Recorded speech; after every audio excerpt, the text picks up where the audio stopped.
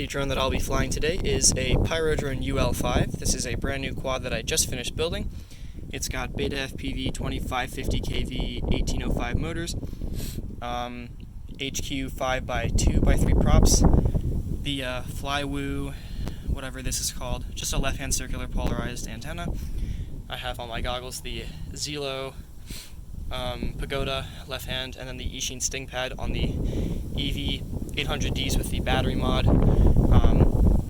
The quad itself also has the JHMCU board, a Crossfire receiver, Nano of course, the Tiny Tank VTX, and we're going to be, for batteries, we're rocking an 850 mAh 4S made by a company called Align. It's just the cheapest one that I could find. ADC, totally fine. 1000 microfarad capacitor. And then the Runcam Nano too. This is a cheap build. This thing was actually only $200 minus the receiver, so around $230 if you wanted to build it new. And so far it's flying absolutely great. So you'll see the DVR in a second, and enjoy the video. Recording has begun. Okay, so I'm gonna arm in 3, 2, 1. Let's get this in the air. Alright, so it is a little bit windy today. So we're just getting a little bit of wind. As you can see on the left, my link quality is perfect, and my video is quite clearly perfect as well. So we're just taking her out, just some minor long range here.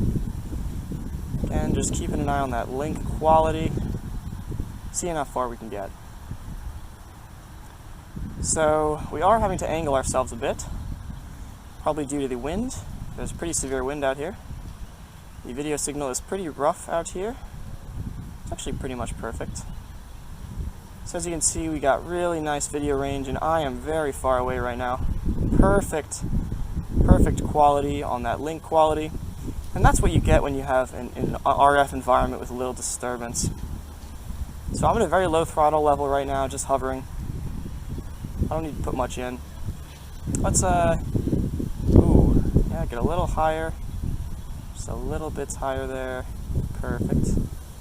Link quality is still impeccable. The video quality is what I'm actually more worried about. Keep it high up. And yeah, we're going to come back now, just because I don't really care for losing my drones. This was just a mid-range test, I suppose. I'll also do some freestyle once I get back. So yeah, here I come. But as you can see now my link quality is actually, it's in 50 Hertz mode now. I'm not sure why. Doesn't make much sense to me. It'll come down here. Okay, so here we are. We're back at it. Great, so let's see what this guy will do. So freestyle, this thing is really nice too. Really nice and agile.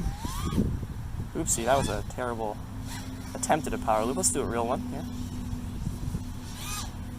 There we go, it's a little better. I'll keep it a little tighter this time. There we go, it's a little better now. Hello. I love just zipping around with this thing. You can really get really nice and quick with this guy here. And by the way, this quad all up, I forgot to mention, this thing weighs 220 grams with the battery, so this is a very light quad. This thing sounds like a 5-inch. It's not as powerful, of course, but it's getting there. I mean, this thing is really nice and speedy, and I can just demonstrate that by just kind of zipping around here. I don't know how durable it is, of course, but you know, durability's not too much of a concern for me. I don't know why I said that. It's a concern for everyone.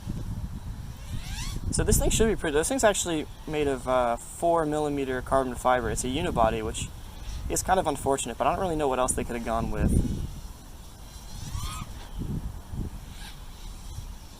So yeah, just kind of zipping around here.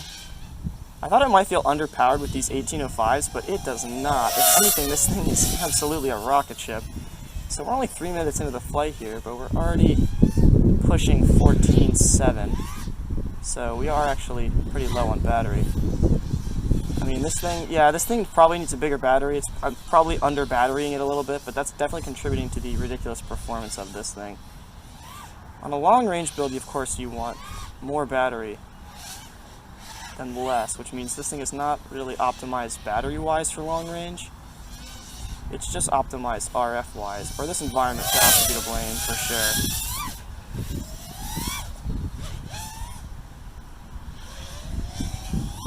Jeez, the video is really, really good.